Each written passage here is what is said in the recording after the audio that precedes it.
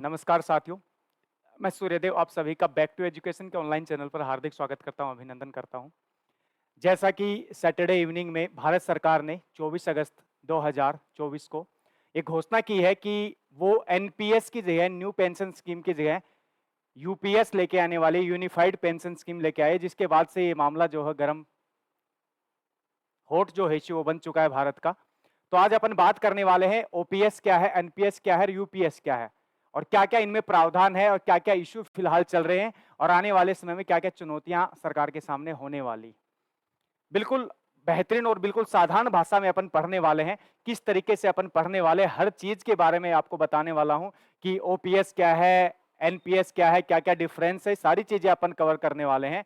तो सबसे पहले चीज तो है ये जो है, ये अभी फिलहाल जो चला हुआ है ओपीएस के स्थान पे नई जो यूपीएस आ गई है, इससे पेंशन जो है वो कैसे दी जाएगी, इसका कैसे, एनपीएस का क्यों विरोध किया जा रहा था, क्या इसके पीछे कारण था, सरकार ने ओपीएस से एनपीएस पे क्यों आई और अब एनपीएस से वापस से यूपीएस पे सरकार क्यों चली गई है, कि क्या क्या बदलाव किए गए हैं, क्या लोगों की डिमांड थी, क्या किसी संगठन की डिमांड थी, क्या था, उन सब चीजों पे अपन बात करने वाले हैं। तो सबसे पहली चीज तो जो यूपीएस आई है उस पे बारे में बात करते हैं। यूनिफाइड पेंशन स्कीम इसकी एब्रीवेशन है, फुल फॉर्म है। क्या हुआ, मैंने अभी बताया था कि केंद्रीय मंत्रिमंडल ने शनिवार को 24 अगस्त को क्या हुआ, यूनिफाइड पेंशन स्कीम को मंजूरी दे दी, जिसे सरकारी कर्मचारियों को सेवानिवृत्ति के बाद, ये सबसे मेन चीज है, सुनिश्चित पेंशन, मतलब इसमें एश्योर्ड पेंशन मिलने वाली है। मतलब पेंशन सुनिश्चित रूप से कि कितनी पेंशन मिलेगी, ये चीज एश्योर्ड कर दी गई, सुनिश्चित कर दी गई, निश्चित। हुआ क्या था, इससे पहले जो योजना थी ना NP, national pension scheme, NPS, उसमें क्या था, ये एश्योर्ड नहीं थी स्कीम जो थी, उसमें पेंशन एश्योर्ड नहीं थी कि कितनी पेंशन आपको मिलेगी। और सरकार ने यह भी बताया कि ये जो घोषणा जो की गई है कब से इफेक्टिव होगी, 1 अप्रैल 2025 से प्रभावी रूप से काम करेगी यूपीएस। अब यह घटनाक्रम नई पेंशन योजना के प्रति सरकारी कर्मचारियों की भारी नाराजगी के बीच, बहुत सारे, क्योंकि सरकारी जो कर्मचारी है वो बहुत ज्यादा नाराज थे इससे कि भाई इससे एश्योर्ड पेंशन नहीं है कि भाई कितनी पेंशन उनको मिलने वाली है, उन्होंने अपनी लाइफ में जो जॉब की उसमें कितनी पेंशन उनको दी जाएगी। तो बहुत सारे सरकारी कर्मचारी यहां से सरकार से नाराज थे और इसका फायदा विपक्ष ने बहुत उठाया भी। जैसे हिमाचल प्रदेश में 2023 में, राजस्थान में 2022 में, छत्तीसगढ़ 2022 में, पंजाब में 2022 में विपक्षी जो पार्टी की जो सरकार बनी बीजेपी के अलावा, उन्होंने क्या किया, ओपीएस को दोबारा से लागू कर दिया। वही ओपीएस जो अटल बिहारी वाजपेयी की सरकार में बंद किया गया था, एनपीएस चल रहा था, एनपीएस को बंद करके इन 4 राज्यों में ओपीएस लेके आ गए। उसके बाद लोग और इस एनपीएस के क्या हो गए थे, खिलाफ हो गए थे। अब देखो, अब सरकार के पास कोई ऑप्शन क्यों नहीं था, क्योंकि लोग इतने विरोध में आ गए थे। तो सर यानी इन फ्यूचर जो चुनाव है, विधानसभा के चुनाव होने वाले, हरियाणा में होने वाले, महाराष्ट्र में होने वाले हैं, उसके बाद झारखंड में होने वाले हैं, जम्मू कश्मीर में अभी होने वाले हैं। तो इस वजह से क्या हुआ, सरकार को ये बहुत जल्दबाजी में ये चीजें, ये फैसला करना पड़ा। और सबसे मेन चीज है, अभी फिलहाल जो यूपीएस आया है ना एनपीएस की जगह, यूपीएस जो आया है उसमें मेन चीज जो की गई है, जो पेंशन जो है ना उसको निश्चित कर दिया गया है। मैंने बताया कि एश्योर्ड कर दिया गया है कि भाई इतनी पेंशन आपको मिलने वाली है। मैंने एनपीएस में ये चीज नहीं थी, एश्योर्ड नहीं था, निश्चित नहीं था कि कितनी पेंशन आपको मिलेगी, सब कुछ शेयर मार्केट के ऊपर डिपेंड था, शेयर मार्केट के ऊपर डिपेंड था। उस पर भी बात करेंगे, आएंगे। तो यह जो सरकारी कर्मचारियों का जो मेन जो आलोचना इसकी जो एनपीएस की हो रही थी, उसके पीछे क्या था, एश्योर्ड पेंशन राशि था, कि पेंशन राशि निश्चित नहीं थी। इसी वजह से लोग क्या होता, सेवानिवृत्ति के बाद उनको एश्योर्ड पेंशन नहीं मिलती, तो लोग सड़कों पे उतरे, बहुत सारे संगठनों ने इसका क्या किया, विरोध किया।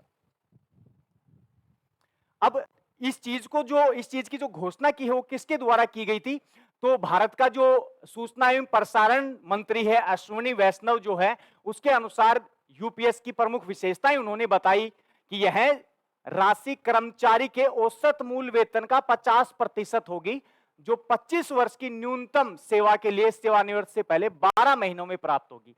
कहने का मतलब सीधा सीधा यह है कि कोई भी व्यक्ति अगर गवर्नमेंट जॉब कर रहा है, मान लो 25 साल की सर्विस के बाद अगर वो रिटायर हो रहा है, 25 इयर्स की सर्विस के बाद अगर वो रिटायर हो रहा है, तो जिस समय रिटायर हो गया, मान लो अभी फिलहाल 2026 में कोई रिटायर हो रहा है, तो 2026 की पूरे ईयर की उसकी क्या देखी जाएगी, सैलरी देखी जाएगी, बेसिक पे देखी जाएगी। और उस बेसिक पे के पूरे साल की, मान लो 1 महीने की उसकी बेसिक पे 5,000 रुपये है, तो उसको 12 से मल्टीप्लाई कर दिया जाएगा, 60,000, और 60,000 का 50% उसको पेंशन दी जाएगी। मतलब पूरे साल 12 महीने की पूरी उसकी बेसिक पे देखी जाएगी और उसका 50% उसको पेंशन के रूप में मिलने वाला है। सबसे पहला प्रावधान ये है इसमें। ये चीज क्लियर हुई आपकी कि लास्ट जिस समय रिटायर होने वाला है वो लास्ट 12 मंथ उसके देखे जाएंगे, उसमें जितने उसको सैलरी मिली है उसका 50% जो है उसको पेंशन के रूप में मिलने वाला है। सबसे पहला प्रावधान ये है और ये बदलाव है, एनपीए में ऐसा नहीं था। नेक्स्ट है, यह राशि कम सेवा अवधि, मान लो कोई भी व्यक्ति है जिसने केवल 10 साल तक ही सरकारी नौकरी की, 10 साल तक ही या 10 साल के आसपास उसने सरकारी नौकरी की, तो उसको क्या होगा, उसको मिनिमम 10,000 रुपए उसको क्या दिया जाएगा, न्यूनतम पेंशन का उसमें प्रावधान किया है। क्योंकि 10 साल किसी ने सर्विस की तो सीधी बात है उसका बेसिक पे उसकी सैलरी भी कम होगी, तो फिर भी मिनिमम वहां पे बताया गया किसी ने 10 साल अगर सर्विस किया तो 10,000 रुपए उसको मिनिमम जो पेंशन वो मिलने वाली है, ये भी एश्योर्ड किया, ये पहले नहीं था ऐसा। अब देखो इसके बाद अब ये बताया गया कि अगर ये एकीकृत जो यूपी यूनिफाइड पेंशन जो स्कीम है ये अगर लागू हो जाती तो इससे देखो अभी फिलहाल केंद्र सरकार इसको लागू करने वाली है, इसमें करीब करीब 23 लाख केंद्रीय सरकारी कर्मचारियों को इससे लाभ होने वाला है। 23 लाख कर्मचारियों को इससे बेनिफिट होने वाला है, मतलब सेंट्रल गवर्नमेंट के तहत 23 लाख। और एक चीज याद रख लेना, इसके तहत आर्मी नहीं है, आर्मी एयरफोर्स और नेवी जो है उनको पहले से ही पुराने वाला जो सिस्टम वो चला हुआ है। आपने देखा होगा आर्मी एयरफोर्स नेवी में पहले से ही पेंशन है जो पहले से वो ऐसे कैसे चली हुई है। उसके अलावा जो सर्विसेज है उसमें ये चीजें लागू होगी। अगर राज्य सरकारें भी एकीकृत अगर यूपीएस लागू करती है, उनको भी विकल्प दिया गया कि राज्य सरकारें भी यूपीएस लागू कर सकती है, क्योंकि राज्य सरकारों में भी सब में वही है, एनपीएस है, नेशनल पेंशन स्कीम है। और कुछ राज्यों में जहां पे कांग्रेस शासित राज्य है वहां पे ओल्ड पेंशन स्कीम भी उन्होंने लोगों को लुभावने के लिए वो चीजें लागू कर दी थी, लेकिन वो भी यूपीएस अभी फिलहाल लागू कर सकते हैं। यदि राज्य सरकारें भी यूपीएस लागू करती है ना तो लाभ लेने वाले लोगों की संख्या 90 लाख के आसपास हो जाएगी। मतलब 90 लाख लोग हैं जो पेंशन लेने वाले हैं इंडिया में, 90 लाख लोगों की संख्या हो जाएगी। इसके बाद कुछ प्रावधान और हैं उस पर भी बात करते हैं। यूपीएस से एनपीएस, सबसे पहले यूपीएस जो था अटल बिहारी वाजपेयी की सरकार तक, वो एनपीएस में कब बदला और क्यों बदला, उसके पीछे कारण क्या रहा था वो भी देखने वाले हैं। भारत की पेंशन नीतियों में सुधार के लिए केंद्र सरकार के प्रयास के तहत 1 जनवरी 2024 को एनपीएस ने यूपीएस का स्थान लिया। मतलब ओल्ड पेंशन स्कीम से न्यू पेंशन स्कीम की तरफ हम कब आए, 1 जनवरी 2024 को। मतलब 1 जनवरी 2024 के बाद किसी की भी सरकारी कर्मचारी की अगर नियुक्ति होती है तो उसको न्यू पेंशन स्कीम के तहत उसको कवर किया जाएगा, ना कि ओल्ड पेंशन स्कीम के तहत। मतलब उस पर बात करेंगे कि एनपीएस में होता क्या था। इस तिथि के बाद सरकारी नौकरी में शामिल वालों को कौन से में किस में शामिल किया जाएगा भाई, एनपीएस में शामिल किया जाएगा। ओपीएस के तहत सरकारी कर्मचारी केंद्र के हो चाहे राज्य के हो, दोनों को पेंशन अंतिम मूल वेतन का 50% तय की गई, जैसा कि यूपीएस में है। यही बताया मैंने कि 50% तय की। इसके अलावा जीवन यापन की लागत में लगातार, देखो सबसे पहली चीज की है यूपीएस से अपन एनपीएस की तरफ क्यों आए, सरकार की क्या जरूरत थी, इसके पीछे कारण क्या है कि भारत में जो है वो डेथ रेट जो है वो कम हो गई है। मतलब लोगों की लाइफ जो एज है वो बढ़ गई है भारत में, क्योंकि पहले के समय इतने हेल्थ जो थे फैसिलिटीज नहीं थी, तो लोगों की जो अपनी एज थी ना लाइफ वो 50 से 55 साल, आज करीब 68 से 70, 65 70 साल हो गई है। अगर 65-70 साल एज हो गई है एवरेज, तो सीधी सी बात है कि पेंशन लेने वालों की संख्या भी बढ़ेगी, और पेंशन लेने वालों की अगर संख्या बढ़ेगी तो सरकार पे वित्तीय बोझ पड़ेगा, और वित्तीय बोझ पड़ेगा तो इसी वजह से सरकार ओपीएस के स्थान पे कहां पे आ गई थी, एनपीएस। मतलब एश्योर नहीं किया गया निश्चित कि भाई इसको कितनी पेंशन मिलेगी। वही चीज मैंने यहां बताई है कि इसके अलावा जीवन यापन की लागत में लगातार वृद्धि के लिए समायोजित करने के लिए मूल वेतन के प्रतिशत के रूप में गणना करने के लिए डीए, मतलब ये सारी चीजें मैंने बता दी है। नेक्स्ट, एनपीएस की शुरुआत किसके सरकार में की गई, तो अटल बिहारी वाजपेयी उसमें देश के प्रधानमंत्री होते थे ने। ओपीएस में एक मूलभूत समस्या थी, मूलभूत समस्या अभी मैंने बताई, वित्त पोषित नहीं थी। वित्त पोषित मतलब हमारे पास धन नहीं था देने के लिए पेंशन के लिए, यानी पेंशन के लिए कोई का जो खास था वो कोष, कोई फंड नहीं था हमारे पास, क्योंकि सरकार अपने ही फंड में से देती थी पेंशन 2004 तक, लेकिन 2004 में बदलाव करने की जरूरत हमें पड़ी। अब समय के साथ इन्हें सरकार की पेंशन देनदारी वित्तीय रूप से अस्वस्थ या अस्थिर तक पहुंचा दिया। मतलब इस तरीके से पेंशन का बोझ सरकार पे पड़ गया, और टैक्स पेयर वाले जो टैक्स पेयर करते हैं उन पे पड़ा कि सारा का सारा जो टैक्स पेयर वहां निकल जा रहा है, लाखों करोड़ रुपए। बेहतर स्वास्थ्य, ये भी मैं बता चुका हूं कि औसत जीवन काल इंडिया में क्या हो गया, लंबा हो गया, जिससे क्या होता है कि पेंशन लेने वालों की संख्या, अभी बताया मैंने 23 लाख पेंशन धारक है, अगर राज्यों की भी लगा दे तो 90 लाख पेंशन धारक, 90 लाख पेंशन धारक है इंडिया। इसी वजह से चीजें की गई। एनपीएस का विरोध क्यों किया गया? एनपीएस जो है, नेशनल पेंशन स्कीम जो है, जो 2004 में आई, उसका विरोध करने के पीछे कारण क्या था?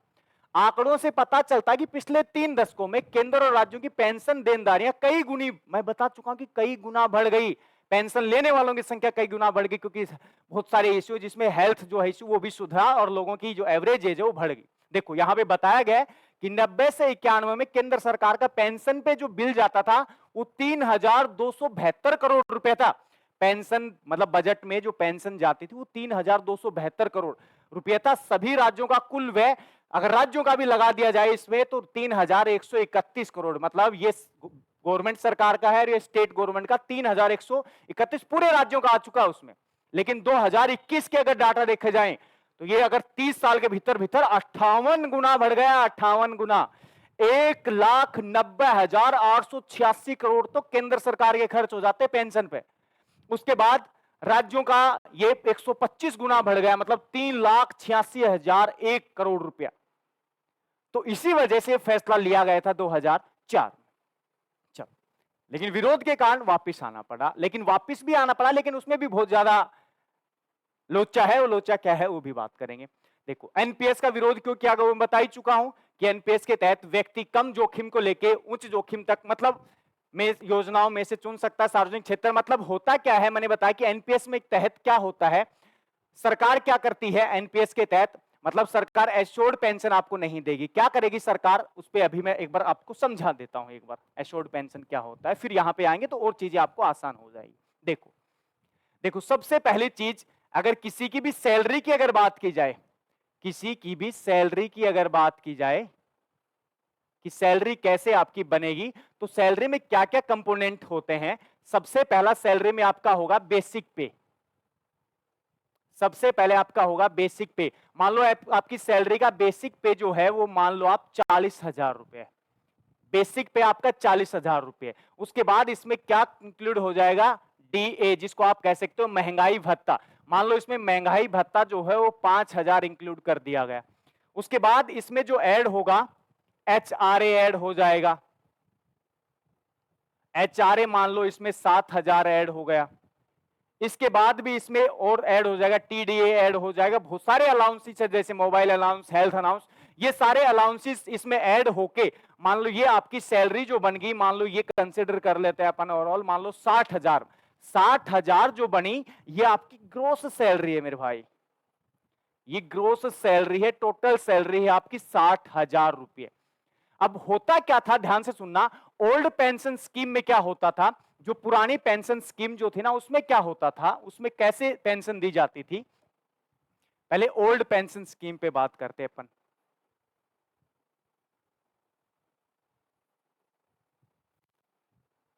ओल्ड पेंशन स्कीम में क्या होता था, सरकार क्या करती थी कि भाई आपका जो लास्ट मंथ ऑफ रिटायरमेंट है ना, सेवानिवृत्ति का जो अंतिम महीना है,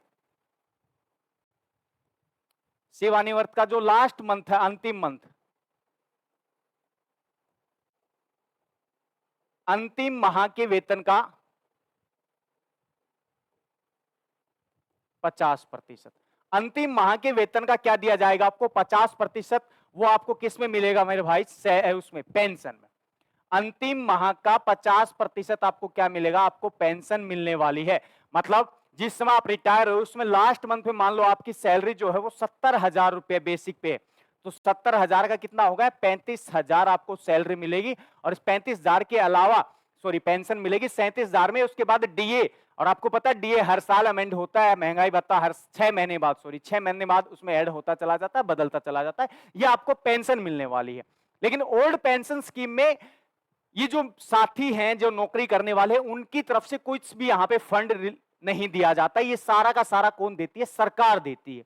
ये सारा का सारा जो देती है वो सरकार अपने कोष से देती है या उसके पास टैक्स फेयर से जो कोष आए उसमें से देती थी। देखो ओल्ड पेंशन स्कीम में आपने देखा होगा एक लमसम राशि भी दी जाती है। जैसे आपने देखा होगा कोई भी रिटायर आया है तो रिटायर आया तो बोलेगा कि लाखों रुपए लेके आया होगा। लाखों रुपए कहां से आते हैं? 20, 25, 30 लाख रुपए जो लेके आते हैं वो कहां से आते हैं? ओल्ड पेंशन स्कीम में एक चीज और थी, वो क्या थी उस पर भी देख लेते हैं। देखो ओल्ड पेंशन स्कीम में क्या होता था कि कोई भी व्यक्ति जो है उसको क्या करना पड़ता था, अपनी सैलरी में से जीपीएफ, पीएफ आपने सुना होगा, जीपीएफ कटवाना पड़ता था हर महीने, हर मंथ जीपीएफ करवाना पड़ता था। जनरल प्रोविडेंट फंड इसको कहा जाता था। मान लो 6 से 8% आपका जीपीएफ कट रहा है। उसके बाद इंश्योरेंस होता था, जर्नल इंश्योरेंस होता था, वो होता था, कई चीजें इसमें ऐड हो जाती थी, ईएल वगैरह ऐड होके ये सारा जो राशि है जिसमें आप लोग 20 साल 25 साल की सर्विस हुई, ये सारी जो राशि थी लाखों रुपए में आपकी कलेक्ट हो जाती थी। ये आपको रिटायरमेंट के बाद आपको दे दी जाती थी। मतलब ये आपकी राशि थी, आपको दे दी जाती थी। इसके अलावा आपकी कोई राशि सरकार के पास नहीं। सरकार जो पेंशन दे रही है ना, वो सरकार अपने पास से देती थी। ओल्ड पेंशन स्कीम है ये है ओल्ड पेंशन स्कीम। अब न्यू पेंशन स्कीम में क्या होता था? न्यू पेंशन स्कीम एनपीएस में क्या होता था? एनपीएस में क्या होता था? यहां क्या होगा, मान लो आपकी जो बेसिक सैलरी है, आपकी जो भी बेसिक सैलरी, बेसिक सैलरी का 10% सरकार ले लेगी। और सरकार भी, जो गवर्नमेंट है, गवर्नमेंट भी अपनी तरफ से क्या करेगी? यहां पे गवर्नमेंट भी अपनी तरफ से मान लो 10% आपके हिस्से का लगा देती है। ये कंट्रीब्यूट कर दिया जाता है। ये कहां कंट्रीब्यूट कर दिया जाता है? एक संस्था है जो इस पे काम करता है और उस संस्था का नाम है पीएफआरडीए। ये 2004 में ही आया है। पीएफआरडीए के पास ये दे दिया जाता है। मतलब 10% आपकी सैलरी का, मान लो आपकी सैलरी 50,000 है तो 5,000 हर मंथ आपकी सैलरी में से कट जाएगा और उसी का आपकी सैलरी का 10% सरकार भी दे देगी। मतलब 10,000 रुपए कंट्रीब्यूट कर देगी सरकार, पीएफआरडीए को पहुंचा देगी, है ना। Pension fund regulating development authority के पास आपका फंड पहुंच जाएगा और ये क्या कर देगा? आपके फंड को क्या कर देगा? ये शेयर मार्केट में लगा देगा। ये आपके फंड को कहां लगा देगा? शेयर मार्केट में लगा देगा। शेयर खरीद लेगा, एलआईसी में लगा देगा, एसबीआई में लगा देगा, टाटा में लगा देगा, कहीं भी लगा देगा, मैक्स में लगा देगा, कहीं भी लगा देगा। अब यहां पे जो आपका फंड लगा है उस पर सीधी सी बात है, कंपाउंड में होगी, कंपाउंड इंटरेस्ट भी लगता चला जाएगा, ठीक है, क्योंकि आपकी सैलरी बढ़ेगी, आपकी सैलरी बढ़ेगी तो 10% भी आपका बढ़ता चला जाएगा। तो इस तरीके से क्या होगा, जब आप रिटायर हो गए ना तो पीएफआरडीए से क्या करेगी सरकार, यहां से आपकी जो आपका कलेक्शन जो है ना उसका 60% यहां से निकलवा देगी। वो आपको रिटायरमेंट के समय जो लमसम राशि दी जाती थी वो लमसम राशि यहां से आपको दे दी जाएगी। लेकिन आपका जो 40% है वो अभी भी सेव है, किसके पास है? वो अभी भी आपका शेयर मार्केट में सेव। अब यहां ये शेयर मार्केट में आएगा, फिर शेयर मार्केट इंक्रीज होगा, बढ़ेगा, तो यहां से क्या आ गया, ये चीज यहां इंक्रीज होती जाएगी, यहां से आपको क्या मिलती चली जाएगी मेरे भाई? पेंशन मिलती चली जाएगी।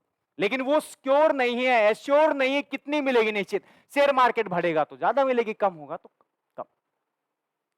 इस वजह से लोगों ने इसका क्या किया, विरोध की। भाई कम से कम एश्योर्ड पेंशन, निश्चित जो है वो पेंशन होनी चाहिए। इस वजह से मेन इसका विरोध करने का काम यही था कि एश्योर्ड पेंशन यहां पे नहीं थी। क्लियर हुआ? यहां तक आई थिंक क्लियर हुआ होगा आपका। अब यूपीएस के लिए कमेटी बनाई गई थी, वो कमेटी कौन सी बनाई गई थी? यूपीएस के लिए कौन सी कमेटी बनाई गई थी? तो जो भारत का जो वर्तमान में जो कैबिनेट सचिव है जिसका नाम है टीवी सोमनाथन, जो पहले फाइनेंस सचिव होते थे, वित्त मंत्री, वित्त सचिव होते थे, की अध्यक्षता में एक कमेटी, मतलब टीवी सोमनाथन की अध्यक्षता में एक कमेटी बनाएगी। उसी कमेटी ने रिकमेंड किया था ये कि भाई यूनिफाइड पेंशन स्कीम लेके आना चाहिए। और इस समिति ने विविध संगठनों और राज्यों के साथ 100 से अधिक बैठ के मीटिंग की है, 100 से अधिक, और उसी के आधार पर चीजें पेश की गई थी। और इसी कमेटी की सिफारिश के परिणाम यूपीएस की घोषणा। तो आपको पता होना चाहिए कि यूपीएस कौन सी कमेटी के रिकमेंड से आया है, रिकमेंड किया है, तो टीवी सोमनाथन कमेटी ने इसको रिकमेंड किया।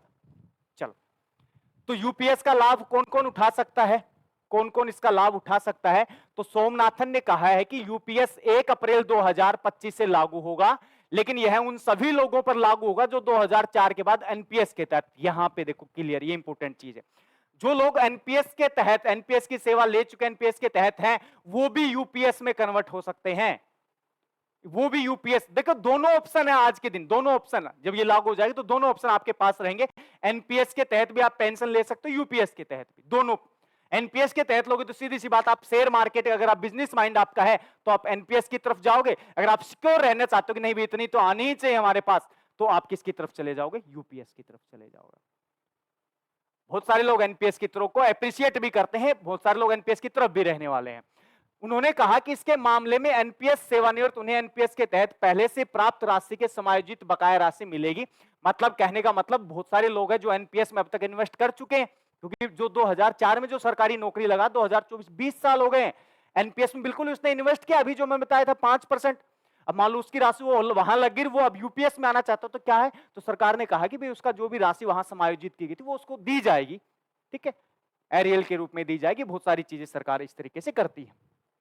अब देखो, अब पहले मैं बता रहा हूं कि अब देखो सरकार का कितना इस पे बोझ, पहले साल में ही अगर सरकार अनाउंस कर देती है 1 अप्रैल 2025 को, तो पहले साल में सरकार को करीब 6250 करोड़ रुपए की बढ़ोतरी हो जाएगी खर्चे में। इसी वजह से सरकार एनपीएस लेके आई थी, मतलब करीब करीब 6300 करोड़ रुपए बढ़ जाएंगे खर्चा सरकार का यहां पे। आई थिंक ये सारी चीजें आपको, और आपको पता होना चाहिए कि पेंशन का इतिहास की अगर बात की जाए तो भारत में सबसे पहली बार पेंशन जो अंग्रेजों के समय में लाई गई थी, ब्रिटेन में विश्व में पहली बार 1600 ईस्वी में पेंशन लाई गई थी, क्योंकि जहां पे सरकार ने सोचा कि भाई कोई लोग व्यक्ति हमारे लिए काम कर रहा है, जवानी हमको दी और बुढ़ापा जो है उसके पास कुछ करने के लिए है नहीं, तो उसी वजह से पेंशन का, बहुत सारे लोग जैसे नेवी वगैरह में काम करते तो बीमार, तबियत खराब, तो इस वजह से वहां पे पेंशन की व्यवस्था की गई। और भारत में पहली बार पेंशन की व्यवस्था जो की गई वो 1881 में की गई थी। उसके बाद 1919 के अधिनियम में और 1935 के अधिनियम में भी प्रावधान किया गया, उसी के आधार पर स्वतंत्रता के बाद भी भारत में पेंशन चालू रही। ये चीज पता होनी चाहिए। रॉयल कमीशन भी बना था 1923-24 में, उसके बाद भी चीजें थोड़ी बहुत बदली गई थी। तो पहली बार पेंशन की शुरुआत 1881 में की गई थी। भारतीय लोगों को खुश करने के लिए भी अंग्रेजों की पॉलिसी थी यहाँ पे। अब एक छोटा सा लास्ट चीज और, कितनी देर,